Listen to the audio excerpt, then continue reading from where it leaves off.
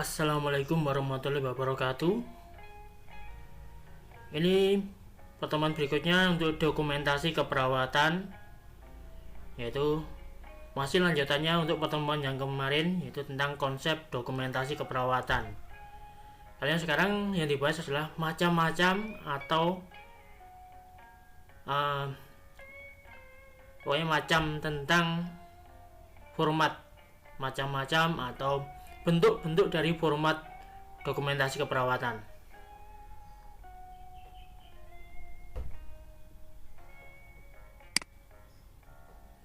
Macam-macam dokumentasi keperawatan berdasarkan format. Yang pertama, apa aja ya?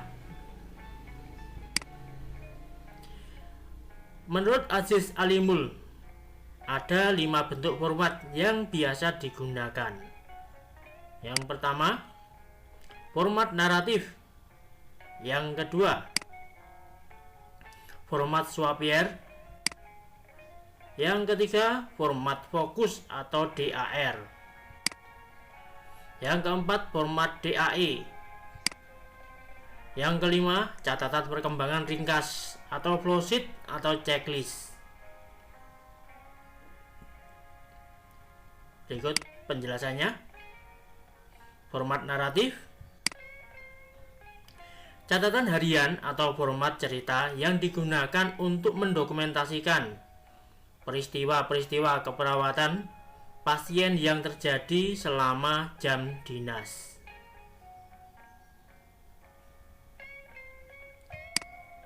Yang kedua, menggambarkan rutinitas dan aspek perawatan yang berulang.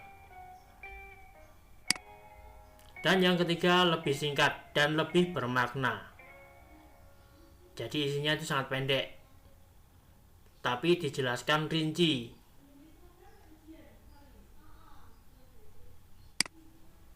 Keuntungan menggunakan naratif. Pencatatan secara kronologis memudahkan penafsiran secara berurutan dari kejadian, dari asuhan, atau tindakan yang dilakukan. Yang kedua, memberi kebebasan kepada perawat untuk mencatat menurut gaya yang disukainya. Yang ketiga, format tersebut menyederhanakan proses dalam mencatat masalah, kejadian perubahan, intervensi, respon pasien, dan outcome. Jadi, dalam format naratif ini dijelaskan nanti. Ini sangat mudah, sangat untuk respon pasien, terus kemudian apa saja dituliskan secara rinci, secara lengkap. Ini adalah keuntungan atau kelebihan menggunakan naratif. Yang keempat adalah perawat dapat cepat dan mudah mendokumentasikan kronologis situasi, misalnya pada situasi darurat. Karena yang dibutuhkan hanyalah 1 lembar kertas, dan itu ditulis semua. Ada data subjektif, objektif, tindakannya apa, dan juga evaluasinya seperti apa. Dapat semua dilakukan dalam hanya 1 kertas. Kerugian naratif. Kurangnya struktur, catatan tidak teratur, berpindah dari satu masalah ke masalah lain tanpa penghubung yang jelas.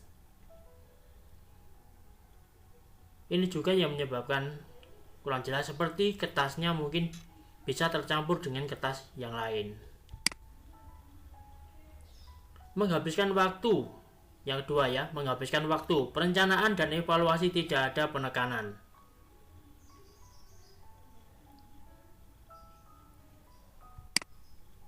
Yang ketiga, informasi yang ada sulit untuk memperoleh kembali, aktivitas perbaikan mutu, pemantauan, dan penelitian.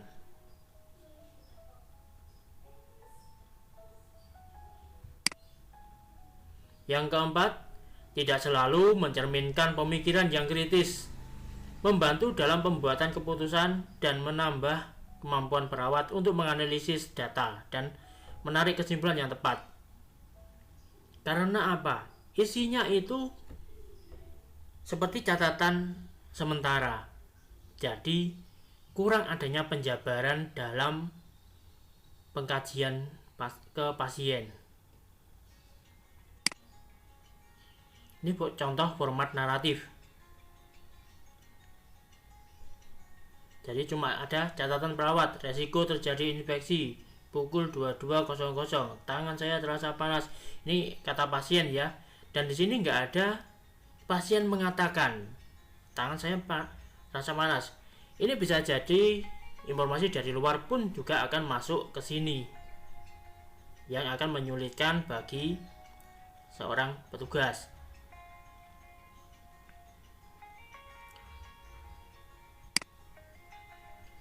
Kemudian Soapier lebih tepat digunakan apabila rencana pasien ada yang akan dirubah dan proses evaluasi mulai dilakukan.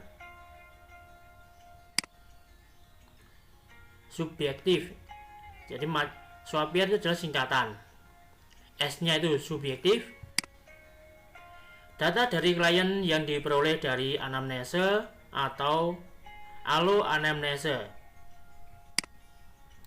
Yang kedua, berhubungan dengan masalah. Dari sudut pandang klien, ekspresi mengenai kekhawatiran dan keluhannya. Yang ketiga, pada orang yang bisu, di belakang data diberi tanda O atau X.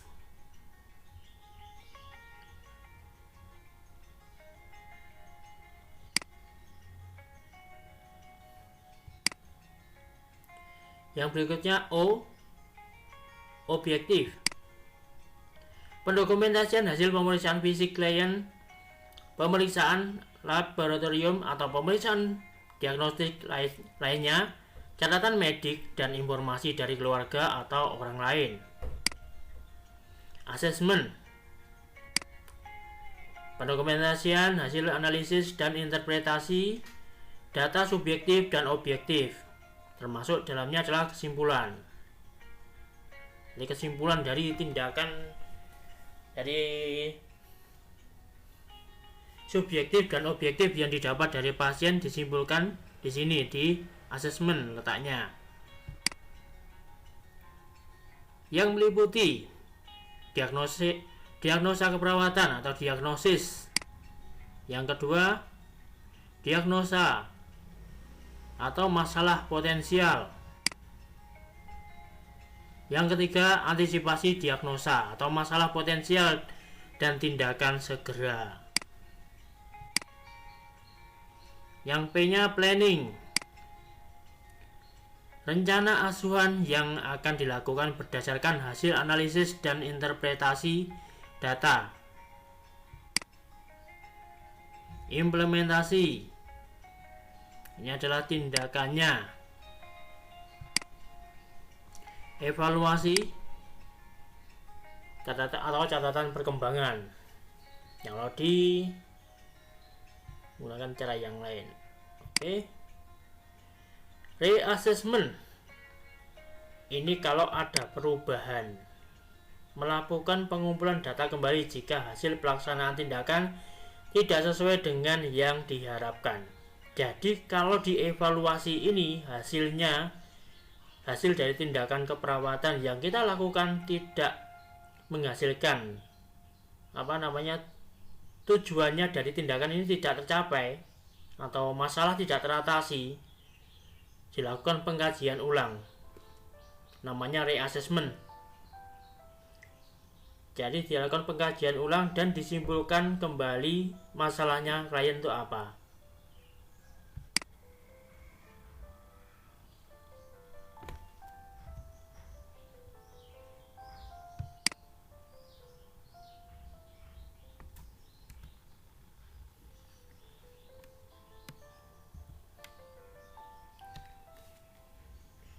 Berikutnya definisi DAE. Sistem dokumentasi ini dengan konstruksi data, tindakan, dan evaluasi di mana setiap diagnosa keperawatan yang diidentifikasi dalam catatan perawatan terikat pada rencana keperawatan atau daftar masalah. Setiap catatan perawat dimulai dengan suatu diagnosa keperawatan. Selebihnya berhubungan dengan diagnosa keperawatan.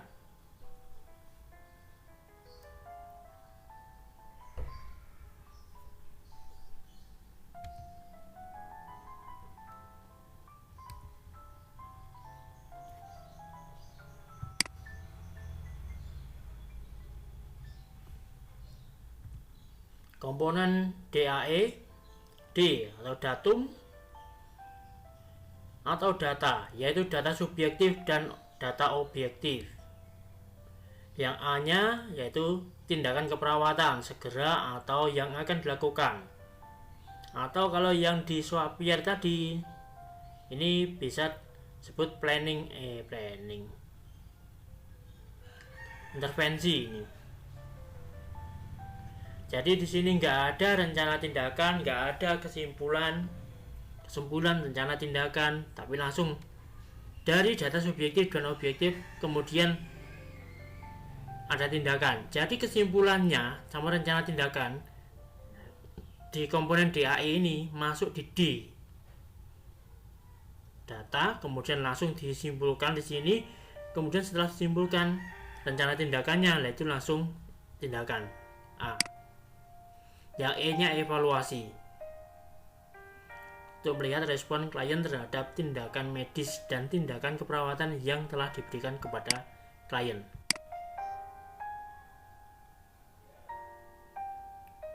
Pengajian yang lain,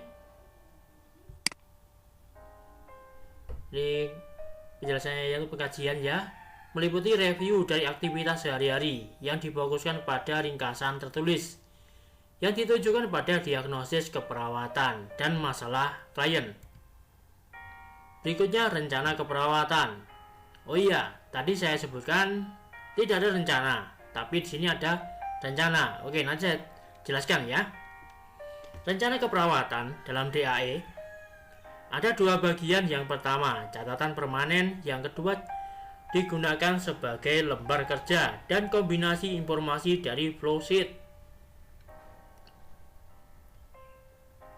Yang ketiga, flowsheet berfungsi untuk memberikan informasi mengenai aktivitas sehari-hari klien dan respon dari asuhan keperawatan, pengobatan, prosedur diagnostik, dan konseling pada klien. Berikutnya catatan keperawatan DAE disusun dalam 3 kolom: data, action, evaluation. Memberikan panduan untuk mengorganisasikan isi dalam kolom catatan perkembangan. Oke, di sini DAE adalah data, action, dan evaluation.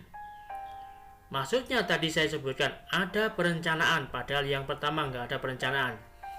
Jadi gini, saat dilakukan perencanaan itu dimasukkan di dalam, bisa di data, bisa di action. Jadi nanti pengkajiannya seperti biasa, dikaji data subjektif dan objektifnya, kemudian langsung direncanakan. Rencananya ada yang permanen, ada yang bisa dirubah. Nah, rencana itu bisa masuk data, bisa masuk action. Biasanya sih masuk, yang kebanyakan adalah action. Jadi rencana langsung dilakukan tindakan saat itu juga secepatnya maksudnya. Dan dievaluasi saat itu juga. Biasanya kalau seperti nyeri itu bisa langsung bisa langsung dievaluasi saat itu juga. Jadi bisa menggunakan format DAE. Kemudian ringkasan discharge planning meliputi informasi mengenai diagnosis, konseling, kebutuhan untuk follow up, keuntungan dari DAE, memfasilitasi dokumen untuk seluruh komponen proses keperawatan.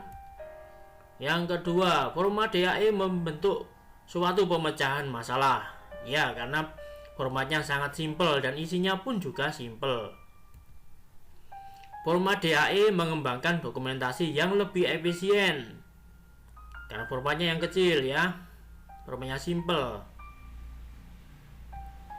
Yang keempat, meningkatkan dokumentasi mengenai informasi psikososial sehari-hari. Kerugian dari DAE membutuhkan pemantauan yang teliti untuk jaminan mutu pelayanan keperawatan.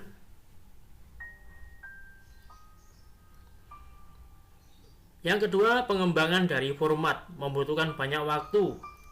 Dan yang ketiga, bukti dari kronologi tidak selalu tergambar.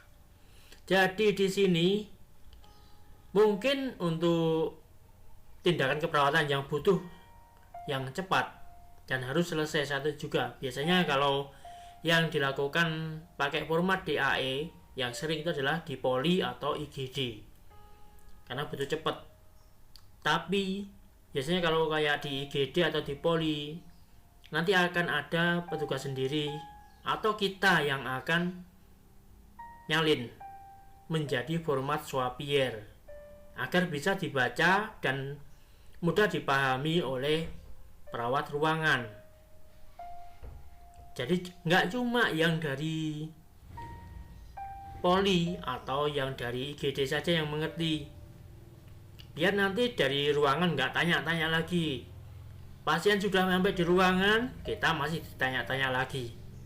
Mereka telepon, yang ada pekerjaan kita jadi semakin banyak.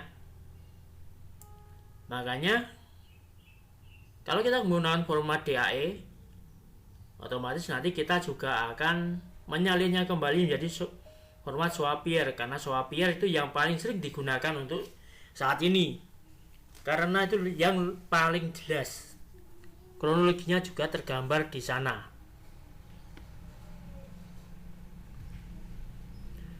Kemudian yang keempat, catatan perkembangan tidak selalu berhubungan dengan perencanaan keperawatan. Karena perencanaannya juga mode cepat ini ya membuatnya. Jadi bukan asal membuat perencanaan, tapi bagaimana membuat perencanaan itu cepat dan segera langsung diaplikasikan. Itu adalah prinsip dari DAE. Makanya kadangkala hasilnya tidak sesuai dengan rencana. Ini adalah format dokumentasi untuk DAE. Sangat simpel kan? Cuma ada tanggal, waktu, tanda tangan, tanggal, tanda tangan, diagnosis perawatan, catatan perkembangan, datanya di sini. Subjektifnya apa, objektifnya apa, action yang tidak dilakukan apa, hasilnya apa. Hanya butuh satu kolom untuk DAE-nya. Yang lainnya isinya ya gitu, sedikit ya. Berikutnya adalah fokus atau DAR. DAR adalah data, action, dan respon. Kalau DAE tadi E-nya evaluasi. Kalau ini terakhirnya adalah R, yaitu respon. Suatu proses pencatatan terfokus pada klien digunakan untuk mengorganisir di dokumentasi asuhan keperawatan, di mana data berisi data subjektif dan objektif serta data fokus. Data fokus di sini maksudnya adalah kasusnya pasien ada di mana. Misalkan pasien mengeluhkan batuk dengan diselingi dengan sesak napas atau batuk sesak. Terus datanya di sini data subjektifnya klien mengeluhkan sesak napas. Data fokusnya kita harus memfokuskan pemeriksaan auskultasi pada dada, auskultasi dan perkusi. Dan adakah nyeri dada? Di dada sebelah mana yang nyeri? ICS berapa yang nyeri? Apakah nyerinya ini hanya sebatas nyeri karena sesak napasnya ataukah nyeri ke arah jantung? Dari ICS-nya saja nanti bisa akan kelihatan. Kemudian action, tindakan yang akan dilakukan. Respon, keadaan respon yang akan dilakukan.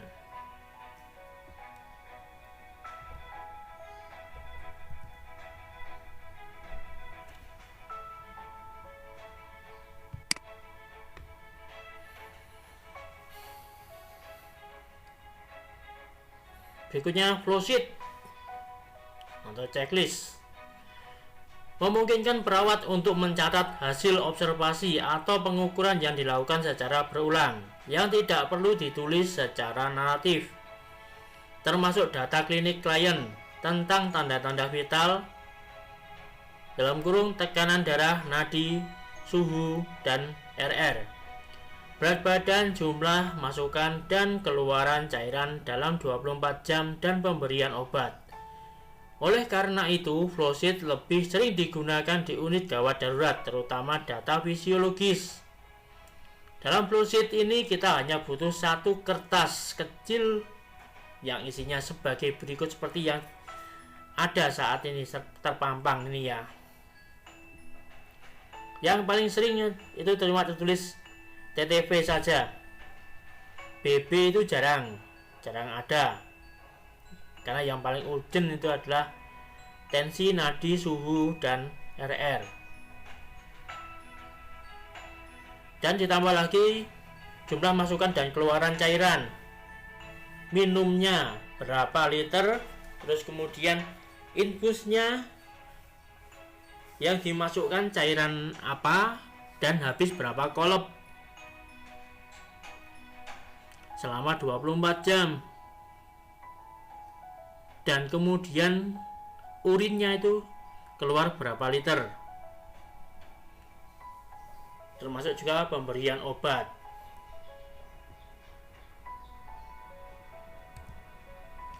Flowsheet yang biasanya dipakai adalah catatan klinik, catatan keseimbangan cairan dalam 24 jam, catatan pengobatan. Catatan klinik seperti yang saya sebutkan tadi. Jadi yang sering adalah TTV.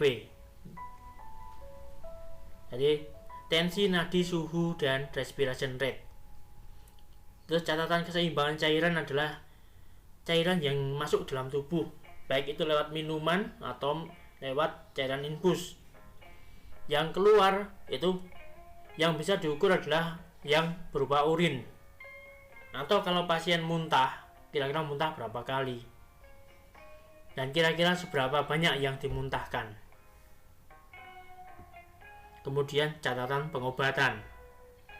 Biasanya kalau catatan pengobatan ikut di lessing atau di catatan pasien.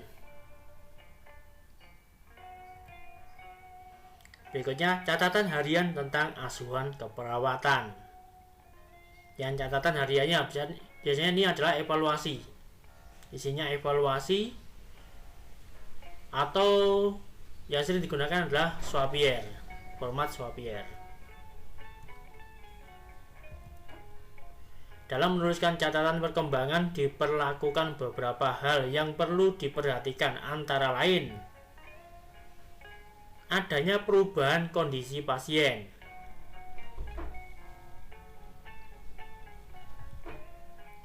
berkembangnya masalah baru, pemecahan masalah lama, respon pasien terhadap tindakan, kesediaan pasien terhadap tindakan, kesediaan pasien untuk belajar, perubahan rencana keperawatan. Jadi kayak adanya perubahan kondisi pasien. Kalau ada di sini adalah yang dilihat adalah dari tindakan yang sudah kita berikan, evaluasinya seperti apa. Kalau evaluasinya membaik, oke, mungkin catatan tindakannya berhasil. Kalau nggak berhasil akan dilakukan pengkajian ulang. Berkembangnya masalah baru. Nah, ini perlu dikaji ulang kira-kira apa masalah baru ini. Pemecahan masalah lama, respon pasien terhadap tindakan. Oke. Next ya. Adanya abnormalitas atau kejadian yang tidak diharapkan. Misalnya apa? Misalnya gini. Pasien datang dengan sesak nafas. Kemudian setelah dirawat selama 5 hari, sesak nafasnya berangsur-angsur membaik. Kemudian setelah 5 hari harusnya sudah pulang, tapi tiba-tiba pasien batuk lagi. Ini setelah dicek ternyata pasien harusnya sudah membaik. Terus atau mungkin gini, sudah membaik kondisinya, kemudian saat mau pulang, biasanya kalau pasien mau pulang pasti dilakukan pemeriksaan fisik ulang untuk memastikan kondisinya sudah benar-benar baik. Ternyata di sana diketahui tensinya pasien naik. Nah, ini harus cari tahu nih, tensinya naik ini karena apa? Apa mungkin karena dia nyeri yang ditahan, atau mungkin karena pikirannya yang kemana-mana. Misalkan ini mau pulang berarti harus nyiapin duit buat bayar. Nah, itu jadi masalah biasanya, yang bikin pasien nggak sembuh-sembuh nanti kalau masalahnya di keuangan ya. Yang berikutnya adalah petunjuk membuat catatan perkembangan. Yang berikutnya memulai catatan dengan melihat diagnosa keperawatan, memasukkan seluruh pengkajian termasuk di dalamnya adalah objektif dan subjektif, dokumentasi masalah baru dan masalah sudah teratasi, identifikasi tindakan yang diberikan berdasarkan perencanaan, catat hasil dari implementasi berdasarkan tujuan dan hasil yang diharapkan. Kalau nggak sesuai yang diharapkan ya otomatis seperti tadi, harus dikaji ulang. Berikutnya, catatan perkembangan yang dibuat dapat menggunakan bentuk lembar alur atau flowsheet dan daftar checklist. Dalam pelaksanaannya ada beberapa keuntungan dan kerugian. Berikutnya, agar lembar alur dan daftar checklist sesuai dengan standar, maka harus memenuhi syarat sebagai berikut. Pertama, perhatikan dan ikuti petunjuk. Yang kedua, lengkapi format dengan menggunakan kunci. Yang berikutnya, yang keempat, gunakan tanda checklist atau cawang atau tanda silang atau tanda 0 atau O pada waktu mengidentifikasi bahwa parameter tidak diobservasi atau diintervensi. Jangan tinggalkan lembar format dalam keadaan kosong. Tulis 0 untuk mengidentifikasi bahwa parameter tidak diperlukan. Tambahkan uraian secara detail jika diperlukan. Pertahankan agar letak lembar alur tetap pada tempatnya. Beri tanda tangan dengan nama jelas. Isikan waktu dan tanggal. Ini yang paling penting dan jangan sampai lupa ya. Karena adanya tanda tangan kita, otomatis itu adalah menjelaskan kalau kita lah yang melakukan pemeriksaan kepada pasien. Terus ada nama jelas.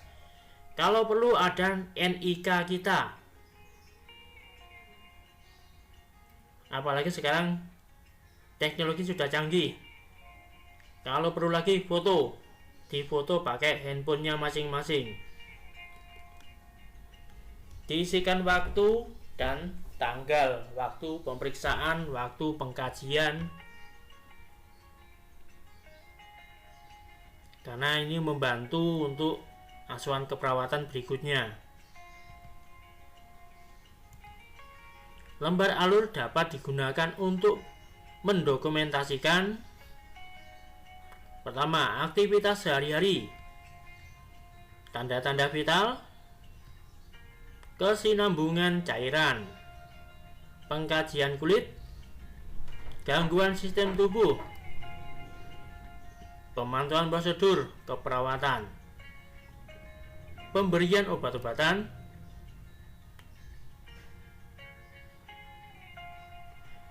dan dalam pembuatannya tidak terdapat standar yang baku. Jadi ini termasuk juga kerugiannya ya. Jadi dalam pembuatan alur di sini bebas ya, terserah masing-masing karena nggak ada format bakunya.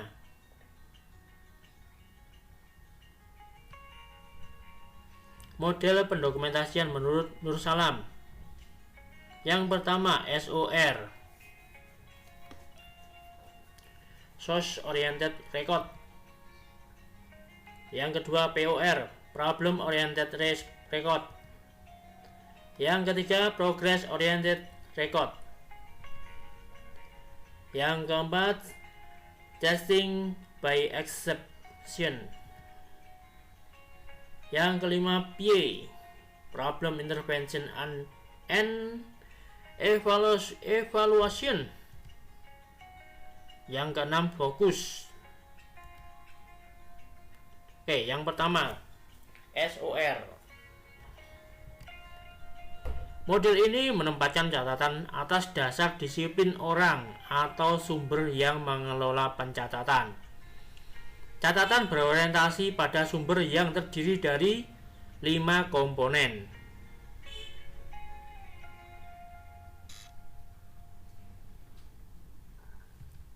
Yang pertama, lembar penerimaan berisi biodata, lembar order dokter, lembar riwayat medik, catatan perawat, dan laporan khusus. Lembar penerimaan berisi biodata ini adalah biodata pasien. Biodata pasien yang dimasukkan di biodata termasuk nama, alamat, usia atau tanggal lahirnya, kemudian pekerjaannya apa, kadang-kala ada disebutkan penghasilannya berapa. Kemudian lembar order dokter. Lembar order dokter di sini maksudnya adalah mungkin ada dokter yang sesuai atau disesuaikan dengan kondisi pasien, penyakitnya itu apa. Atau kadang-kala ada beberapa orang yang punya dokter sendiri. Jadi cocoknya dengan dokter siapa. Kalau misalnya ada penyakit jantung, dokternya ada 3. Pasien dengan nama A, dia punya dokter sendiri. Dokternya yang mana? Yang dokter 1, dokter 2, atau dokter 3? Kemudian lembar riwayat medik. Ini adalah riwayat pengobatan sebelumnya. Kemudian catatan perawat. Catatan mandiri dari seorang perawat dari tindakan-tindakan yang sudah dilakukan. Kemudian laporan khusus, termasuk adalah hasil foto rongsen, ini masuk dalam laporan khusus nantinya. Dan juga catatan lab. POR. Model ini memusatkan data tentang klien disusun menurut masalah klien. Sistem ini mengintegrasikan semua data mengenai masalah yang dikumpulkan oleh perawat, dokter, dan tim kesehatan lainnya. Terdiri dari 4 komponen. Yang pertama, data dasar. Yang kedua, daftar masalah. Yang keempat, perencanaan awal. Dan yang kelima, pencatatan perkembangan. Data dasar ini mencakup adalah data subjektif, objektif, termasuk dalamnya adalah keluhan utama. Ada juga nama, alamat, dan nomor rekam mediknya. Terus daftar masalah dari hasil pengkajian kita. Oh ya, untuk pengkajian pemeriksaan fisik masuk di data dasar ya. Terus daftar masalah. Kemudian perencanaan awal. Kenapa ada perencanaan awal? Bukan langsung perencanaan saja. Karena di sini nanti untuk melihat perencanaan berikutnya adalah melihat hasil perkembangan. Catatan perkembangan di sini yang keempat. Ini nanti hasilnya seperti apa, baru dilakukan perencanaan berikutnya. Ya. Oke. Next ya. Yang keempat, progress oriented record, berorientasi pada perkembangan kemajuan. 3 jenis catatan perkembangan. Yang pertama, catatan perawatan atau nursing note. Yang kedua, lembar alur atau flowsheet. Yang ketiga, catatan pemulangan dan ringkasan rujukan atau discharge summary. Di sini dibutuhkan 3 hal untuk catatannya ya. Ada perawatan, lembar alur, catatan pemulangan atau ringkasan rujukan. Ini biasanya dilakukan kalau seperti ini di puskesmas atau di poli, bisa digunakan cara ini. Ini kalau di ruang perawatan umum nggak mungkin menggunakan cara ini. Yang ketiga, CBE atau format ya, format ini maksudnya adalah sistem dokumentasi yang hanya mencatat secara naratif dan hasil penemuan yang menyimpang dari keadaan normal, standar dari praktek keperawatan.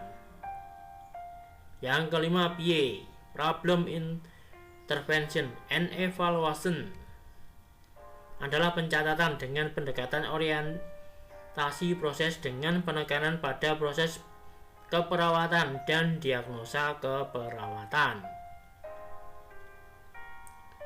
Dokumentasi asuhan keperawatan lainnya yaitu catatan perawat.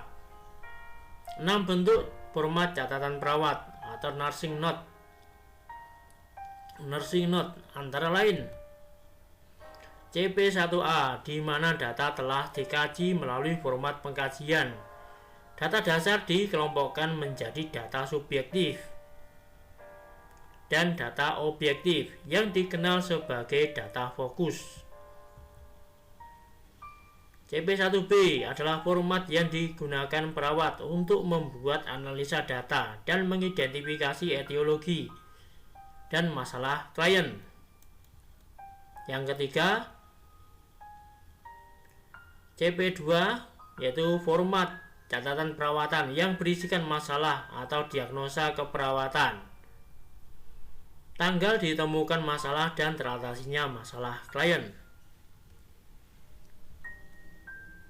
Yang keempat, CP3 adalah format catatan perawat yang berisi tentang rencana keperawatan yang terdiri dari hari dan tanggal atau jam, diagnosa keperawatan, disertai data penunjang, tujuan yang akan dicapai, rencana tindakan, dan rasionalisme. CP4 adalah format catatan perawat yang berisi tentang tindakan perawat dan hasil yang diperoleh.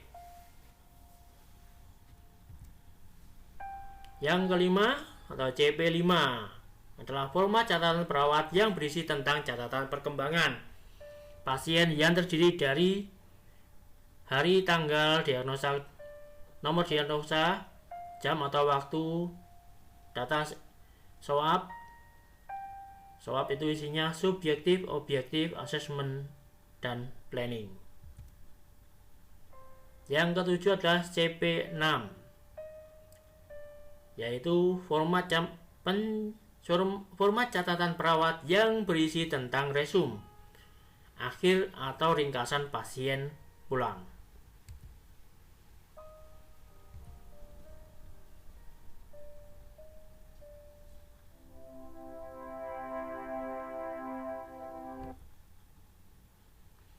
Untuk melihat tingkat perkembangan pasien yang dirawat di rumah sakit, maka digunakan sistem pencatatan medis atau biasa disebut dengan rekam medis kesehatan RMK, yaitu merupakan keterangan tentang identitas, hasil anamnesis, pemeriksaan, dan catatan segala kegiatan para pelayan kesehatan atas pasien dari waktu ke waktu. Berikutnya nanti akan saya bahas kesimpulan dari materi ini, kesimpulan dari format dokumentasi yang bisa dilakukan, yang biasa dilakukan oleh perawat zaman sekarang, yaitu meliputi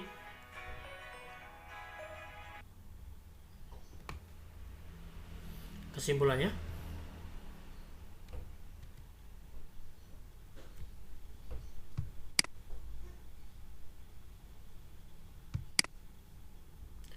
format yang biasa digunakan oleh tenaga keperawatan saat ini ada dua. Yang pertama, format naratif, dan yang kedua adalah checklist. Cuma ada dua ini aja. Dan seperti SWOPR, Focus atau DAR, DAE, SOR, POR, Progress Oriented Record, CBA, dan PIE itu sudah termasuk di dalamnya. Bisa dibuat format naratif, bisa juga dibuat checklist, tergantung perawatnya atau tergantung dari kebijakan instansi tempat bekerja perawat tersebut. Dan dari sini, ini adalah kesimpulan dari semua materi yang saya jelaskan tadi. Intinya cuma ada dua, yaitu format naratif dan format checklist. Itu adalah terakhir kali untuk format. Dan nanti akan saya tunjukkan beberapa contoh formatnya masing-masing per sistemnya. Entah nanti saya yang menunjukkan atau dosen lain. Kalau dosen lain tidak menunjukkan, saya akan menunjukkannya juga. Saya akan tetap share di channel YouTube saya. Nanti silakan dilihat juga format-format yang digunakan, seperti format keperawatan anak, format keperawatan medikal bedah, format keperawatan jiwa, format asuhan keperawatan ya, format asuhan keperawatan anak, format asuhan keperawatan medikal bedah, format asuhan keperawatan jiwa, format asuhan keperawatan maternitas, dan lain sebagainya kalau ada lagi. Dan cara pengisian format asuhan keperawatan tersebut nanti kedepannya akan saya tunjukkan. Kalau yang ngajar saya sendiri mungkin akan saya tunjukkan, tapi kalaulah dosen lain yang mengajarkan, saya tetap akan menyajikan di channel YouTube saya. Silahkan ditonton, jangan kemana-mana, tetap setia di channel saya, Blangkon Bertopeng. Oke, saya akhiri pertemuan kali ini ya.